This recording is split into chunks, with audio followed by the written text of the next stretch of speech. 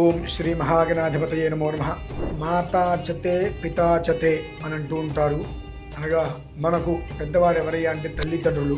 గత కొన్ని రోజులుగా నేను వింటున్నటువంటి విషయాలు ఏమిటి అంటే, ఎవరి ఇంట్లో అయితే తమ పిల్లలు దుర్వ్యసనాలకు పాల్పడి తనకు కూడా తెలియకుండా వాటికి ఎడిక్ట్ అయిపోయి తల్లిదండ్రుల్ని బాగా బాధ పెడుతూ వాళ్ళని ఇబ్బంది పెడుతున్నటువంటి తల్లిదండ్రులు ఎవరైతే ఉన్నారో వారందరూ కూడా తప్పకుండా 6వ తారీఖు రోజు నాడు భూవరాహస్వామి వారి యొక్క యజ్ఞం అనేటువంటిది నిర్వహించడం జరుగుతున్నది. కావున ఆ ఒక్క మహావైదిక క్రతువులో కనుక పాల్గొన్నట్లయితే రోజుల వ్యవధిలో ఖచ్చితంగా ఇంటా బయట గొడవలు తీసుకొస్తూ ఆ తల్లిదండ్రులకి మనశ్శాంతి లేకుండా మానసిక క్షోభ పడుతున్నారో అటువంటి దాని నుంచి పూర్తిగా ఏ సెంటర్కి ఎక్కడికి వెళ్ళాల్సిన అవసరం లేకుండానే ఆ వరాహస్వామి వారి యొక్క అనుగ్రహముతో అతి తక్కువ సమయంలో మీరు ఆ పిల్లలు అందులో నుంచి బయటికి రావడం అనేటువంటిది మీరు గమనిస్తారు.